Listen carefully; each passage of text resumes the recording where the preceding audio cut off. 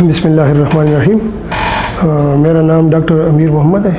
میں ادھر lady reading hospital میں as a assistant professor children ward میں کام کر رہا ہوں، اور پچھلے 18 سال سے میں اس ہاسپٹل میں کام کر رہا ہوں۔ میں نے چلڈرن میں اسپیشلائزیشن کی ہوئی ہے۔ بخار کی وجہ سے بچوں کو کبھی کبھی جھٹکے بھی ہو جاتے ہیں، تو ہم اکثر پیرنٹس کو کہتے ہیں کہ جس بچے کو بخار ہو تو اس کو بہت زیادہ کپڑے یا بہت زیادہ گرم نہ رکھے، اس کو تھوڑا سا کھلا رکھے، اور زیادہ بخار میں ایون کول سپنجنگ بھی کر سکتے ہیں، پانی کی پٹیاں بھی لگا سکتے ہیں۔ اکثر پیرنٹ اس طرح کرتے ہیں کہ بچے کو فلی 2-3 کمبل میں کور کرتے ہیں، جب ادھر لاتے ہیں تو 2-3 جھٹکے اس کو پڑ چکے ہوتے ہیں۔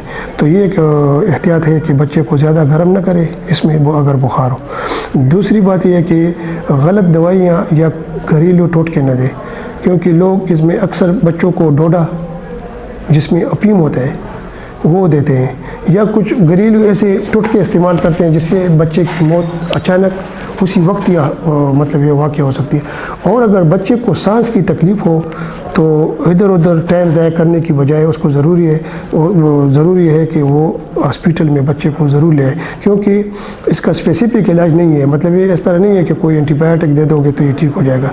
بس یہی ہے کہ بچے کا خوراک، کبھی کبھی ہم اس میں فلوئڈز بھی بحال کرتے ہیں، ڈرپ دیتے ہیں، اور آکسیجن کی بہت زیادہ ضرورت اس بیماری میں ہوتی ہے، تو بچے کو ضرور ہسپتال لے آئے، کیونکہ بچے جو ہوتے ہیں نا یہ بہت نازک ہوتے ہیں۔ اگر صحیح علاج کے وقت اس کو ادھر ادھر گھماتے پھراتے رہیں، اکثر لوگ پیروں کے پاس جاتے ہیں یا مختلف قسم کے غلط ٹوٹکے استعمال کرتے ہیں، تو بجائے اس کے کہ نزدیک جو بھی ہاسپٹل ہو اس میں بچے کو لانا چاہیے۔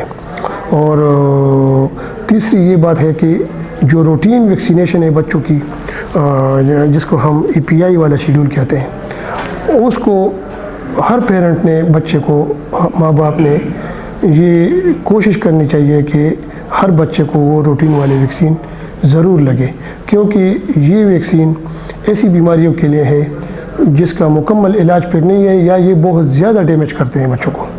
اس طرح یہ ہم پولیو کو لیتے ہیں، TB کو لیتے ہیں، کالی کانسی کو لیتے ہیں، اس طرح اس کے علاوہ اور بیماریاں ہیں۔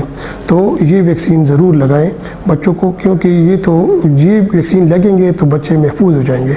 تو میسج میرا یہ تھا کہ اگر بچے کا سینے کی بیماری کے ساتھ سانس خراب ہو جائے، وہ پیرنٹس کو پتہ چلتا ہے سینہ بہت تیزی سے حرکت کرتا ہے، کبھی کبھی بچے کے گردن کے پٹے بھی حرکت کرتے ہیں، اس کے ساتھ خوراک لینے میں دشواری ہوتی ہے، پسینے آتے ہیں اس کو، یا اکثر خوراک چھوڑ دیتا ہے بچہ، تو اسی حالت میں اس کو فوراً ہاسپٹل لانا چاہیے، بجائے اس کے کہ آپ لوگ اپنا ٹائم گھریلو ٹوٹکوں پہ، اور وہ بھی غلط ٹوٹکے ہوتے ہیں۔ زیادہ تر لوگ ڈوڈا دیتے ہیں، یا نشے کی کوئی دوائی جس طرح اینٹی ہسٹامین ہوتے ہیں، پینرگان وغیرہ، تو یہ ساری دوائیاں بچے کی زندگی کے لیے خطرناک ثابت ہو سکتے ہیں۔ جب بچے کو سینے کی بیماری ہوتی ہے تو سینے کی رفتار تیز ہو جاتی ہے تاکہ آکسیجن کی ڈیمانڈ پورا کر سکے۔